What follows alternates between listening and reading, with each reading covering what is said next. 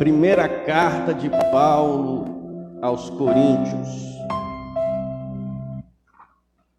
capítulo de número 9.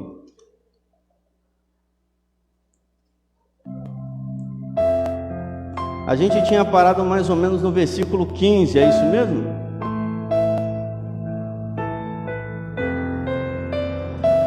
Só que a gente tinha parado no capítulo 9, no versículo 18, no versículo 15. Mas não tem problema, porque eu vou pegar o 9 do início, porque foi muito corrido o 9. Então vamos estar retomando o capítulo 9. Amém? Todos aí? Primeira carta de Paulo aos Coríntios, capítulo de número 9. Diz assim: não sou porventura livre, ou na versão de vocês está apóstolo primeiro. Não sou eu apóstolo, não sou eu porventura livre, não vi Jesus nosso Senhor, não sois minha obra no Senhor. Desde já vamos esclarecer uma coisa: Paulo está escrevendo respostas a críticas sobre ele, do porquê ele usava dos benefícios da igreja. Porque parece que a visão aqui é que só pode viver do evangelho os apóstolos, né? E como ele vai criticar aqui que os outros não consideravam ele como apóstolo, então ele não tinha direito de viver das coisas da igreja, aí ele vem contestar. Então Paulo está respondendo a críticas dessas pessoas que diziam que ele não tem direito de viver pela obra. Então ele está dizendo: não sou eu porventura apóstolo? Não sou livre? Não vi Jesus nosso Senhor? Não sois vós a minha obra no Senhor? Ainda que para outros não seja apóstolos, talvez até dos 12 apóstolos não considerasse Paulo a sua autoridade apostólica, porque Paulo viu Jesus no caminho de Damasco, mas foi uma visão dele com Jesus, mas ninguém viu. Então ele está dizendo: eu não vi Jesus, ainda que para outros não me considerem como apóstolo, mas vocês sois a minha obra no Senhor. Para vocês, ainda que para outros não seja, mas para vós, a menos eu sou. Pois o selo do meu apostolado sois vós no Senhor. Esta é a minha resposta aos que me acusam. Não temos o direito de comer e beber. Esse comer e beber aqui não é como tinha colocado na aula anterior, comer ou beber coisas sacrificadas a ídolos. A questão não é essa. A questão, agora que tivemos tempo de buscar, Paulo está dizendo: não tenho eu direito de comer e beber em função da igreja, do ministério. Ou seja, Paulo está falando no seu direito de ser sustentado pela igreja, pelo ministério que ele mesmo fundou. Ele está dizendo: não tenho o direito de comer e de beber, não tenho o direito de levar conosco nas viagens uma que a gente já analisou aqui, uma irmã como mulher. Ou seja, aí ele vai dizer: como os outros apóstolos, os 12, e os irmãos do Senhor, os irmãos de Jesus, e Cefas, Pedro, que também em suas viagens carregam uma mulher como irmã, não tenho eu também esse direito? Esta é a questão exegética do texto. Ou somente eu e Barnabé não temos o direito de sermos dispensados de trabalhar? Está vendo que a questão é essa? Não temos nós o direito de ser dispensados de trabalhar para nos dedicarmos totalmente à obra do Senhor? Quem vai alguma vez à guerra com os seus próprios recursos? Quem planta uma vinha e não come do seu fruto? Quem apacenta um rebanho não se alimenta do leite do rebanho? Digo isto baseados apenas em considerações humanas? Ou não diz também a lei a mesma coisa? Com efeito, na lei de Moisés está escrito: não amordaçarás o boi que tritura o grão. Acaso Deus lá se preocupa com boi? Não, é sem dúvida por nós que existe esta fala. Sim, por causa de nós é que isto foi escrito. Pois aquele que trabalha deve trabalhar com esperança, e aquele que pisa o grão deve ter a esperança de receber a sua parte. Se semeamos em vós os bens espirituais, será excessivo que colhamos os vossos bens materiais? Se outros, já tinha alguém fazendo, e talvez nem com tanto direito quanto eles, se outros exercem esse direito sobre vós, por que não o poderíamos nós, com mais razão? Todavia não usamos esse direito, ao contrário, tudo suportamos para não criar obstáculo ao Evangelho de Cristo. Não sabeis que os que desempenham funções sagradas vivem dos rendimentos do templo? E os que servem ao altar têm parte no que é oferecido sobre o altar? Da mesma forma, o Senhor ordenou aos que anunciam o Evangelho que vivam do Evangelho.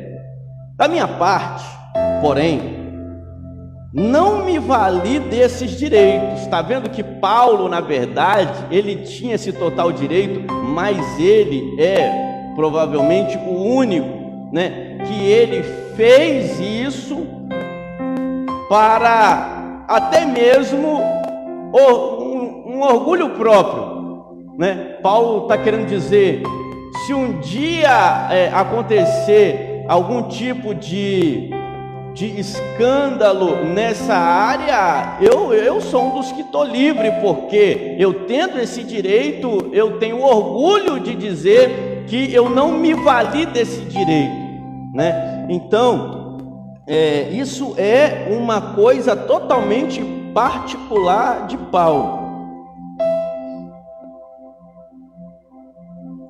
Nem escrevo essas coisas no intuito de reclamá-los em meu favor. Antes, morrer. Essa parte aí na versão aí está mais esclarecida. Lê aí, Mariana. Alguém? O versículo 15 todo, 15 completo.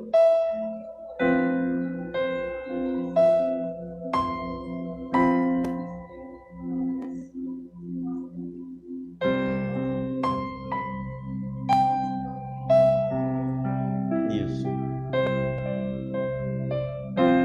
16. Anunciar o Evangelho. Olha só, isso aqui vai entrar numa questão interessante aqui agora. Anunciar o Evangelho não é título de glória para mim. Talvez acompanhe a versão aí, talvez até está um pouco, só para você entender. Lê o 16.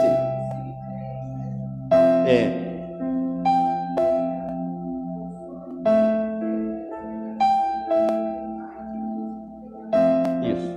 Agora olha só. Anunciar o Evangelho não é título de glória para mim, é antes necessidade que se me impõe. Paulo está dizendo que ele não tem motivo de vanglória, ele não faz. Ele está dizendo que ele não faz mais do que a sua obrigação, é me imposto. A gente vai entender aqui, que vou falar aqui de uma forma que a gente vai entender bem melhor. Anunciar o Evangelho não é título de glória para mim, ou seja, eu não bato no peito e digo: rapaz, eu sou um pregador do Evangelho, eu sou um grande pregador do Evangelho, a minha vida é pregar o Evangelho. Calma que depois vocês vão entender. Paulo está dizendo, eu não uso pregar o Evangelho como título de glória para mim. É antes necessidade que se me impõe. Paulo está dizendo que isso lhe é obrigado. Ou seja, vou dar um exemplo. Quando um prefeito diz, para se gloriar, consertei a rua de vocês toda emburacada, Paulo diria, isso não deveria ser título de glória para você, porque você não fez mais do que a sua obrigação. Agora vocês entenderam. Paulo, pregar o Evangelho não é título de glória para mim, porque foi me imposto isso como... E ai de mim se não pregar o Evangelho. Quer dizer, ai dele se não consertar, porque ele é pago para fazer isso. Agora ficou claro. Você vê que exegese hermenêutica não é uma coisa, você quase põe um filho para fora, né? Então, é a mesma coisa, né? Já dá uma pregação, né? Pode o marido dizer, mas eu não sou para você um bom marido. Ora, você não faz mais do que a sua obrigação ser um bom marido. Isso não é título de glória para você, não. Ora, não sou eu uma boa esposa para você? Ora, você não fez mais do que sua obrigação. Casou para quê? Para ser uma má esposa? Então isso não deveria, mulher virtuosa, quem a achará? Não deveria ser título nenhum de glória para você, porque não é mais do que a tua obrigação, o dever de ser o que você tem que ser. Mas daqui a pouco alguns vão falar, nossa, eu sou um crente espetacular. Não, você... O que você for, meu filho, não é mais do que a tua obrigação, porque ele já morreu na cruz uma vez, você quer que ele desce e morre de novo?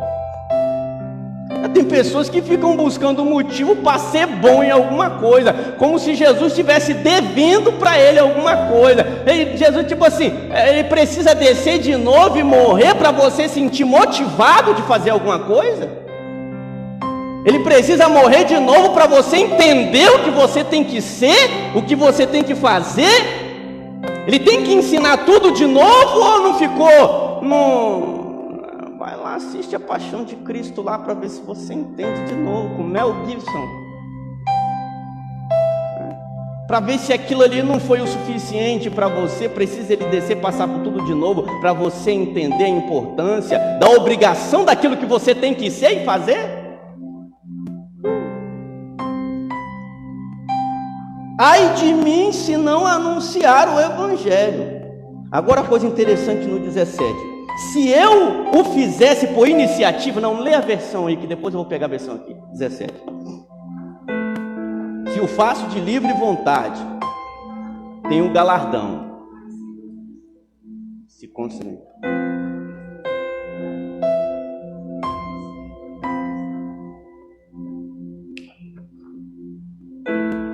Galardão é recompensa, é salário, é pagamento. Agora olha aqui. Se eu o fizesse por iniciativa própria, teria direito a um salário.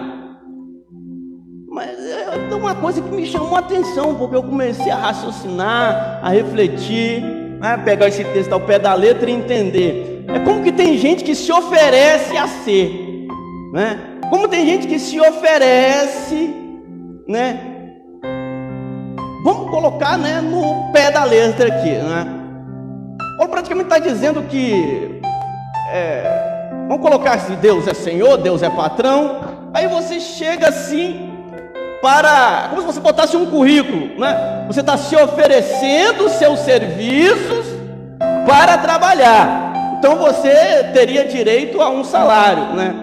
Vamos dizer assim, se as pessoas que ficam aí se oferecendo para pregar, se oferecendo para fazer, na verdade elas sim deveriam cobrar um retorno para ter um salário. Agora olha Paulo dizendo, Se eu pregasse o evangelho por iniciativa própria, tipo assim, se eu me oferecesse por iniciativa própria, se partisse de mim, veja que ele diz que é uma obrigação, né? Ele tem que pregar. Quer dizer, ele está dizendo assim: agora, se eu me oferecesse, Jesus, eu estou na fila aí, ó, eu quero.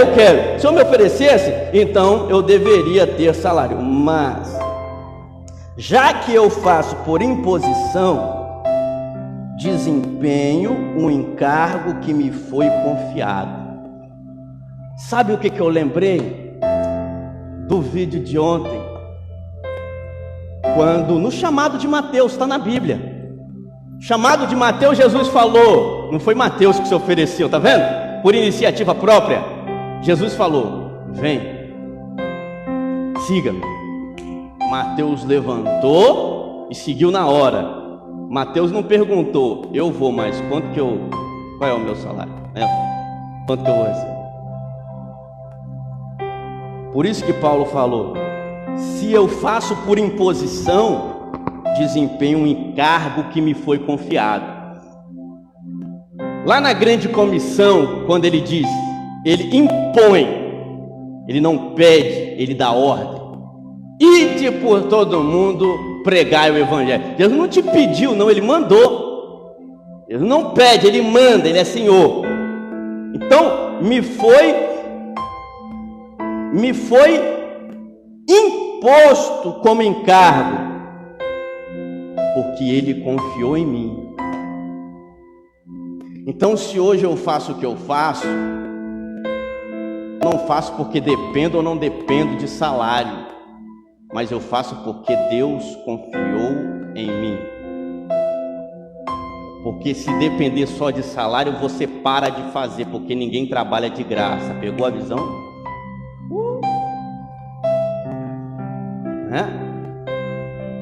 Talvez tem muita gente aí querendo receber tudo que faz, é porque talvez está se oferecendo. Porque se Deus me mandar ir em algum lugar fazer alguma coisa, é me imposto. E se Ele me impôs esta obrigação, é porque Ele confia que eu sou capaz de ir fazer. E se Ele confiou em mim, se o homem falhar, Deus não falha. Oh glória! Está entendendo aqui um mistério? Agora é porque o negócio ficou forte. Paulo, tá vendo como Paulo está interpretando o chamado dele? Eu não me ofereci a Jesus para ser o apóstolo dos gentios, não. Eu estou tomando pedrada de apóstolo. Jesus recebeu uma quarentena de açoite, eu recebi 3. Eu estou tomando pedrada, eu fui apedrejado, recebi naufrágio, eu passei por... E você acha que eu me ofereci para todas essas coisas? Não, Ele confiou em mim. É por isso que Ele vai falar: combati o bom combate. Combati o bom combate. Ele confiou em mim. Se Deus te chamou para fazer alguma coisa, antes do pastor confiar em você, Deus tem depositado a confiança dele para você fazer. Deus não falha. Uma linguagem humana, né, que Deus não joga, não faz jogo. Uma linguagem humana: Deus não joga para perder. Se Deus soubesse que Jó ia falhar, Deus nunca tinha apostado em Jó. Deus já aposta, uma linguagem, né, sabendo que vai ganhar. Se Deus apostou alguma coisa em você, Ele apostou para ganhar, para vencer. Senhor, eu não me acho tanto capaz, ainda bem, porque Ele te capacita. Glória a Deus. Quando Deus chamou, quando Deus chamou Mateus, não estava perguntando: Mateus, você é doutor em exegese? Mateus, você é doutor em que? Mateus, não. Jesus falou: vem, porque o que você é ou não é ou deixa de ser, Jesus te faz, Ele te completa, Ele te sustenta, Ele te mantém. O Espírito Santo de Deus te dá aquilo que é necessário para o encargo da obra do Senhor.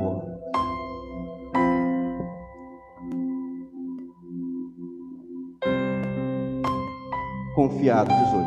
Qual é então o meu salário? É que, pregando o Evangelho, o prego gratuitamente, sem usar dos direitos, veja, ele tem direito, sem usar dos direitos que a pregação do Evangelho me confere.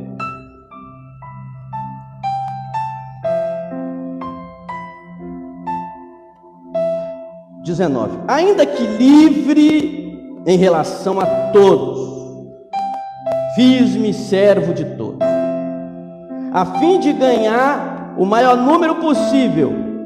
Para os judeus, fiz-me como judeu, a fim de ganhar os judeus.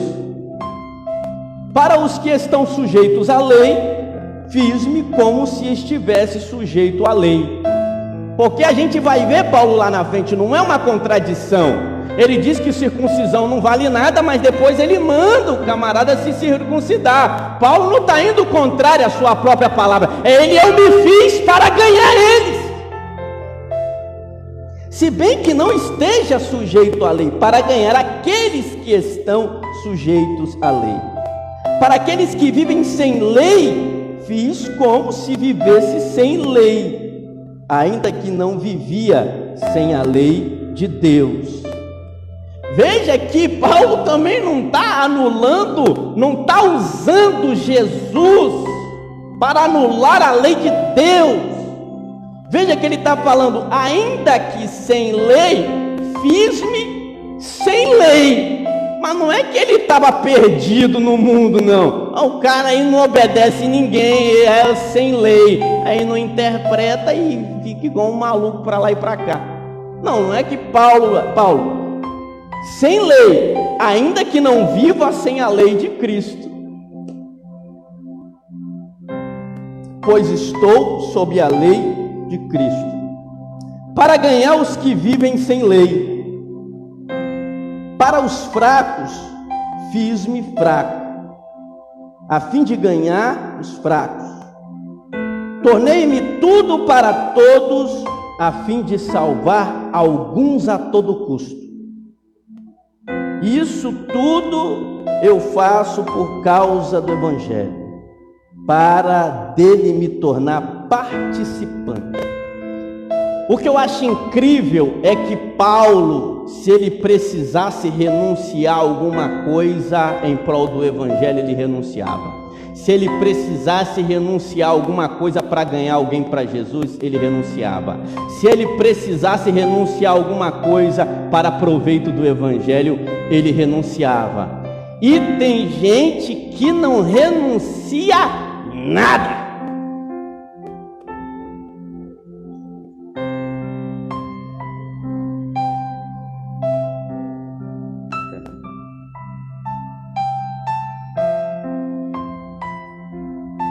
Eu fico assustado como tem gente que não renuncia nada por causa do Evangelho.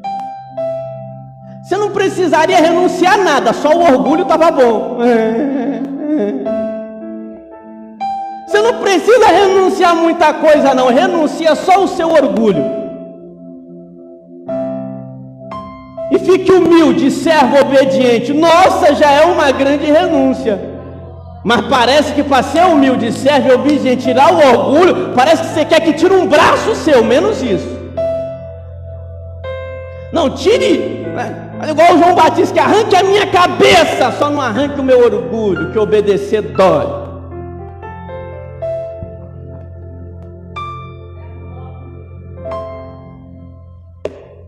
Tem gente que não consegue renunciar às mínimas coisas, irmão, não consegue renunciar a uma programação, não consegue renunciar um compromisso, não consegue. Nossa, se for começar aqui a falar de renúncia, ou a gente vai rir ou vai chorar. Então é melhor continuar lendo, né? Porque se a pessoa for colocar na ponta do lápis o dedo do dia que ela levantou a mão, de verdade, né? Porque tem gente que entra no Evangelho, o Evangelho não entra nele. Desde o momento que você levantou a mão de verdade, de lá para cá, dá vontade de você falar como Paulo: eu carrego umas marcas de Cristo. renúncia. Já que a gente está falando de Bíblia, de estudo, essa foi uma das grandes renúncias. Um jovem uma vez falou para mim assim, quando eu estava no primeiro ano de teologia, ele disse assim: mas rapaz, eu tinha 22 anos de idade, 22. E ele disse assim: mas rapaz, você tinha acabado de terminar o segundo grau completo, né, que a gente fala. Tinha acabado de terminar e aí já fui para esse estudo, esse curso. E aí ele que tinha me evangelizado na época, ele disse: nossa, mas você já vai fazer isso agora no momento da sua vida? Você precisa fazer um curso secular, você precisa fazer um curso que vai te levar para o mercado de trabalho. Você terminou o ensino fundamental, agora você precisa fazer um curso técnico, curso disso, curso daquilo, para você ingressar no mercado de trabalho. Aí depois que você tiver uma profissão, aí você faz teologia. Mas eu tinha lido na Bíblia que, em primeiro lugar, o reino de Deus e sua justiça, as demais coisas vos serão acrescentadas. Em nenhum momento isso que eu falei, ou a Bíblia despreza o seu estudo, sua faculdade. O negócio é que, se você vai fazer 4 anos antes, você pode fazer 4 anos depois. Você não vai morrer depois de 4 anos. Mas acontece que eu peguei como prioridade primeiro fazer teologia, aquele estudo, para depois fazer qualquer outra coisa. Não me arrependo em nada, muito pelo contrário, a gente sempre fala que se a gente pode voltar atrás, a gente sempre começaria tudo antes na nossa vida, tudo mais cedo ainda, né? Não me arrependo de nada, não perdi nada, muito pelo contrário, aonde isto me trouxe, colocar Deus em primeiro lugar. O que eu quero dizer é que a gente tem esta preocupação, essa tendência em estar colocando Deus, se der,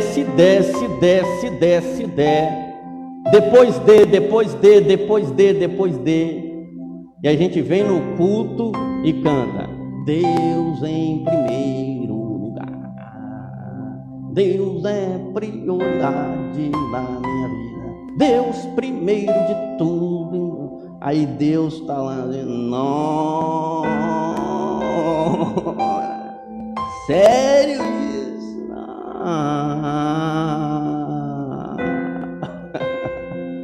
Me engana que eu gosto, mas Deus já está acostumado com isso, né? Mas o que eu quero dizer com isso é que naquele momento eu entendi que o reino de Deus e a sua justiça, e tudo que eu precisei depois não me faltou, foi acrescentado. Para mim não importa se você pretende fazer alguma coisa antes ou alguma coisa depois, pelo menos faça alguma coisa em que você coloque o reino de Deus, a palavra de Deus também como prioridade na sua vida. Conhecimento é poder. Tem um ditado muito verdadeiro: em terra de cego, quem enxerga vira rei, né? Vai um monte de cego atravessando a rua, e aí aparece você enxergando. Quem que você acha que vai ajudar, né? Jesus chamou os fariseus de guias cegos, né? Porque Jesus veio trazer à luz o verdadeiro conhecimento acerca do Pai para nós, graças a Deus, né? Então é só um pequeno exemplo de você não perde nada na sua vida em algum momento você ter colocado Deus como prioridade na sua vida. 24. Não sabeis que aqueles que correm no estádio, veja que isso aqui é interessante, é um contexto histórico, né? Paulo está falando dos esportes que existiam em sua época. Sabe, já existia atletismo, já existia correr, já existia boxe, já existia, né? Até o boxe eu estava vendo aqui, quer ver? Olha, não sabeis que aqueles que correm no estádio, correm todos, mas um só ganha o prêmio? Correi, portanto, de maneira a consegui-lo. Os atletas, quem é que é atleta? Miséria. Todo mundo é sedentário aqui. Magrinha desse jeito, sedentário. Vou dar uma dica: acorda cedo, vai andando daqui na Praia da Costa e volta. Gasta 2h30 se andar devagar, 1h30 se andar rápido. Os atletas, o vizinho meu falou, eu fiz com 30 minutos. Eu falei, você é doido, mano. É porque ele já tem costume de correr. Eu falei, você não correu, você voa. Você. Então, ninguém jogou um basquete, pedra na casa dos outros? Misericórdia. Só tem um retiro aí para levar os atletas aí para... Vai ter mas não tem atleta. Agora que eu vou me dar bem mesmo. Todo mundo é ruim que nem eu. Correi, portanto, de maneira a conseguir. Os atletas se abstêm de tudo. As modelos, não comem. Bulimia, vomita. Você vê que os modelos paranoicas que come e vomita para ficarem, né, um palito. Você vê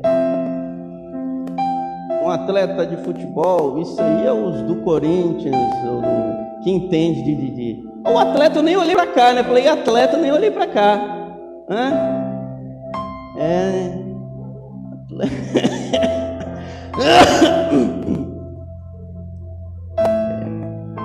Tem até uma competição de quem come mais. Eu não sei como é que é o nome disso, né? Tem uma competição de quem come mais. Mas o que um camarada que vai ganhar competição de come mais tem que fazer antes? Não comer nada. Ele se preparou para aquele dia. Paulo está falando da preparação do atleta. Se abstém de tudo. Eles para ganharem uma coroa perecível. Para ganhar uma coroa perecível. Nós, porém, ganhamos uma coroa imperecível. Paulo está dizendo, e eu nas minhas palavras, o cara que se prepara no outro dia para comer mais do que o outro, um dia ele fala, eu vou comer muito. Não, um dia ele fala, eu não vou comer nada. É igual você quando vai numa festa, sabe que vai ter muita comida e já chega passando mal, porque ficou o dia todo sem comer. Você se preparou para o aniversário do vizinho. Eu também quase não comi nada. Mas também cheguei aqui, também não aguentei comer quase nada. Se preparou. Eu creio que o vôlei, a natação, quem vai correr, tem coisas de preparação antes, que eu não conheço o nome das coisas que os atletas ficam se preparando, mas existem. Você vê nas Olimpíadas, então, as Olimpíadas, quando acaba, já está se preparando, nem descansa no dia, o dia seguinte já é o dia do treino, do tantos anos depois que vai acontecer de novo. É uma vida de preparação. Uma vida inteira de preparação, só descansa quando não tem saúde para fazer mais nada, porque é uma vida de preparação. Acabou, ganhou o prêmio, não ganhou, no outro dia, treinando por 2 anos, 4 anos, 6 anos, sei lá, 2 anos. Treinando. E você tem se preparado? Nossa, eu tenho que me preparar. vai ser magro. Você não está se preparando para as bodas do Cordeiro? Você não está se preparando para aí vem o noivo? Tem que se preparar. Poxa, mas eu só fui ficar sabendo que eu tenho que me preparar agora. Antes tarde do que nunca. Antes tarde do que nunca.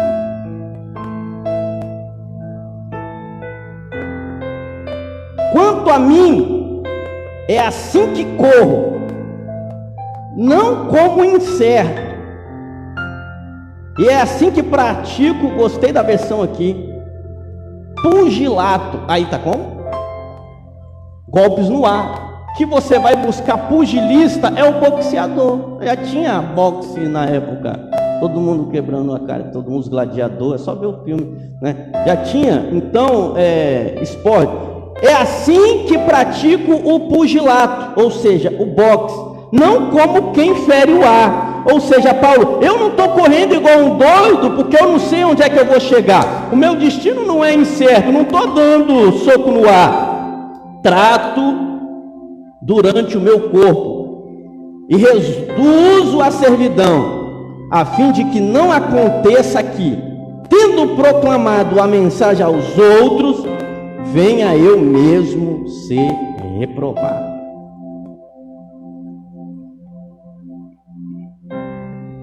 Reprovado. O contexto recorre ao vocabulário esportivo da época. Paulo exorta os fortes a imitá-lo, sacrificando os seus direitos por amor, em vista da recompensa celeste, a semelhança dos atletas que se privam de tudo para ganhar o prêmio. Olha só, às vezes a gente já ouviu e já discutiu aquela teologia triunfalista de que vai dar tudo certo para sempre. Você já está entendendo o que eu estou dizendo? Paulo está dizendo, eu que não corro para ver no que vai dar não, eu que não renuncio para tentar fazer o que eu tenho que fazer, porque proclamando a mensagem aos outros, que venha eu mesmo não ser reprovado, que venha eu mesmo não perecer no meio do caminho, que venha eu mesmo não perder, né, a minha condição de estado atual diante de Deus. Paulo, tomara que eu mesmo não seja reprovado.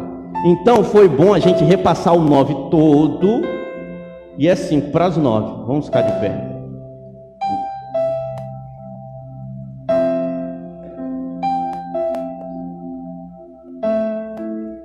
Amados, Paulo nos dá uma lição tremenda.